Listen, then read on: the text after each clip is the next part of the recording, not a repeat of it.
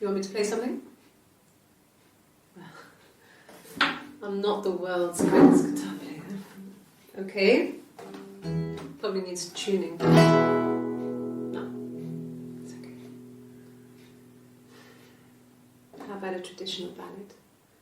Should be right up your street.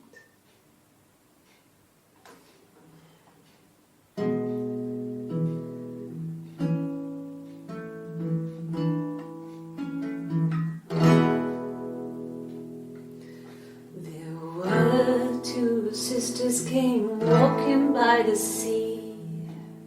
Oh, the wind and the rain. The eldest one pushed the other one in. Oh, the dreadful wind and rain. See, they both had a love for the captain's son. Oh, the wind and the rain, but he only cared for the youngest one. Oh, the dreadful wind and rain. Oh, the eldest envied her sister fair. Oh, the wind and the rain, with a pretty little face and her long blonde hair. Oh, the dreadful wind and rain. So she pushed her in and held her down. Oh, the wind and the rain watched her as she slowly drowned. Oh, the dreadful wind and rain. Oh, she floated up and she floated down. Oh, the wind and the rain floated till a ship came by. Oh, the dreadful wind.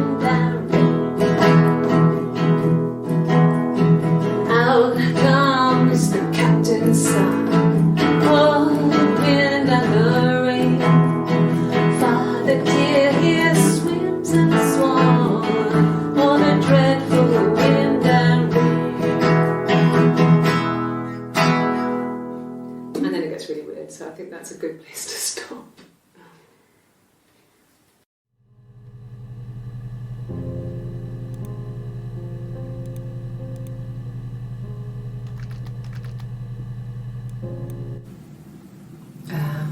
When she went home, Simon had a birthday tea waiting. Afterwards, she told Simon about me, told him I was pregnant. She wanted me to move in with them, this sister he didn't know she had. She knew that instant. The look on his face. She knew.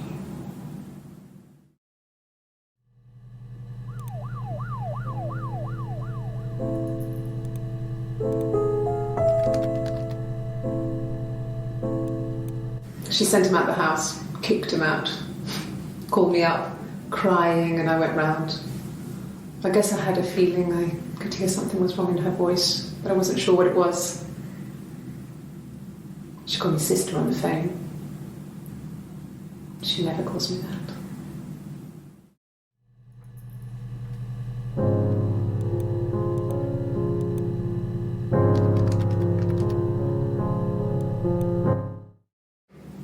My sister is gone, and she's never coming back.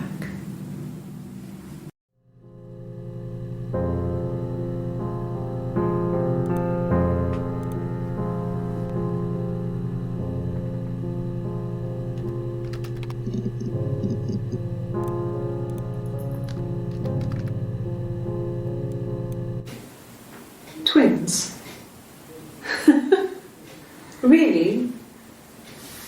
really asking me that question?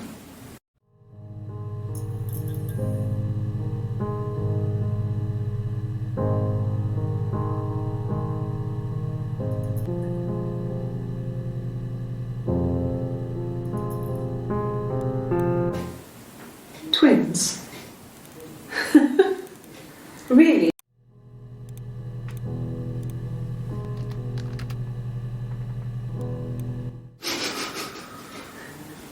Are you out of your mind?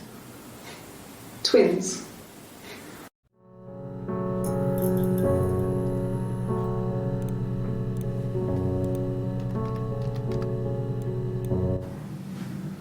Florence took me home with her. Mother hadn't been expecting twins and had a healthy baby. I guess she was just happy for Florence to clean up, take away the evidence that this was anything but a happy occasion.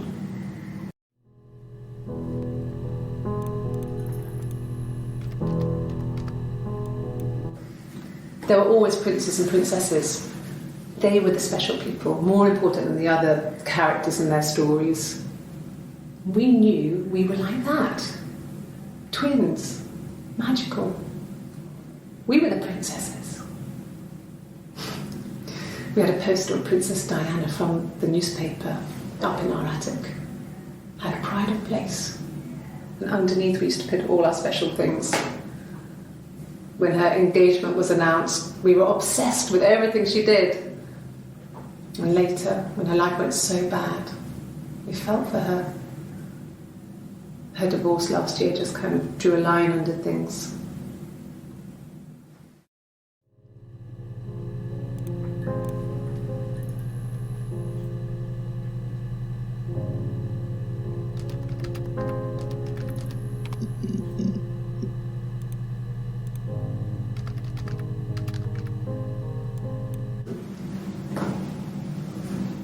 Across the road, where my parents first lived there, was a midwife called Florence. When Hannah was born, I was born at the same time. The midwife was there to help. I'd been throttled by the cord, probably wrapped around my neck by Hannah. The midwife told my mother I was dead, but I wasn't. She wrote all this stuff in a diary. Amazing what people will admit to on paper.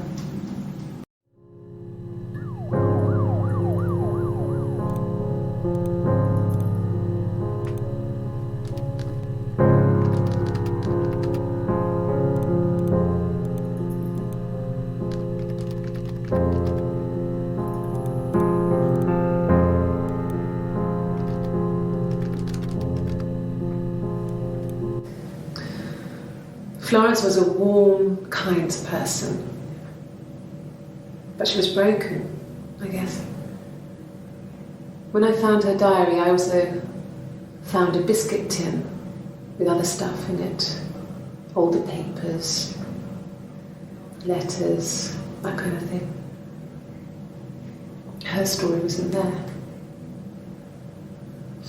I never really spoke to her about it. I was far too young to really understand, I guess. I just put it together later, once I was older. She had loved children, planned to have a large family, but her husband died in the war. And that was back when you married for life. She never felt like she could marry again. Isn't that strange? She was a widow from her 20s. But I guess it was different then. You know, you married for life and she felt she could never marry again. I guess it was harder, a war widow. One of the dead. I don't know, maybe there was more to it than that. I don't really know.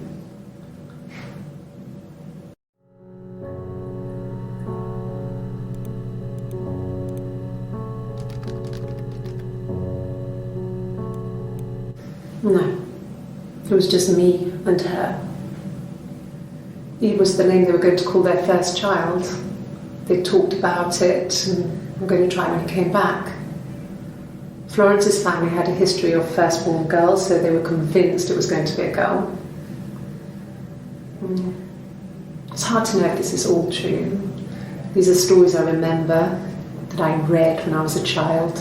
Maybe I misread, maybe I misunderstood. Sometimes it's hard to remember what happened last week.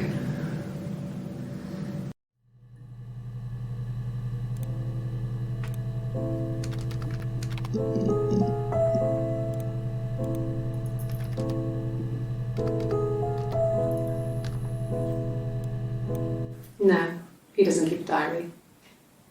That's my thing. I've kept one, well, as long as I can remember, since I was a girl. Helps make sense of my day. And when you're forced to put something into words, it just gives you perspective. Everyone's on the same page.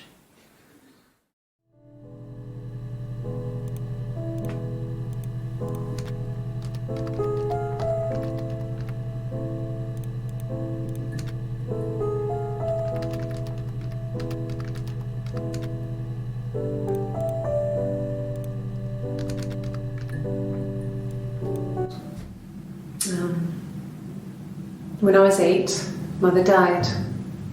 She slipped down the stairs. It was an accident. I had read a diary at that point and I knew she wasn't my real mother. So I burned the diary that day and I left. Walked out and across the street.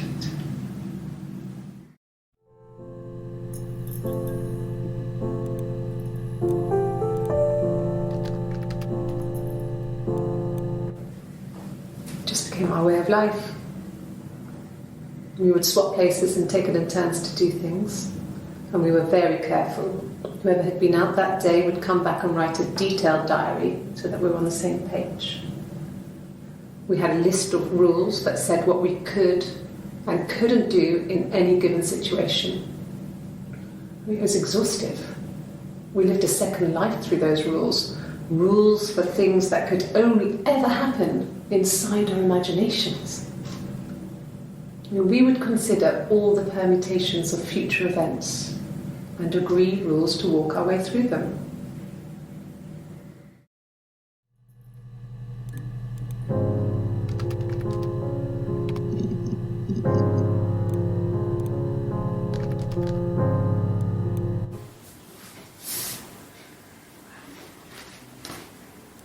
Okay.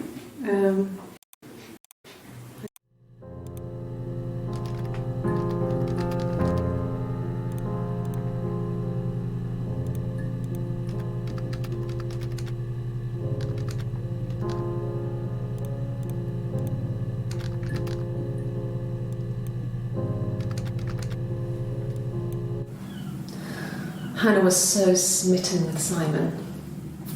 She started getting jealous, didn't want to share. Even the first date, we went to see Tom Cruise at the Old Odeon. We both went, kept changing places in the toilet. We only had one best dress, so we had to keep swapping clothes. Must have thought we had terrible bladder problems. The next date, it was my turn. At the end, I let him kiss me, but that was it. We didn't want another card on our hands, and the Ouija board had said to hold back. After that, it was Hannah's turn, and she slept with him. Broke the rules. Deliberately broke the rules. She wanted to be the first to sleep with him. I mean, that's when she got pregnant. From that one time.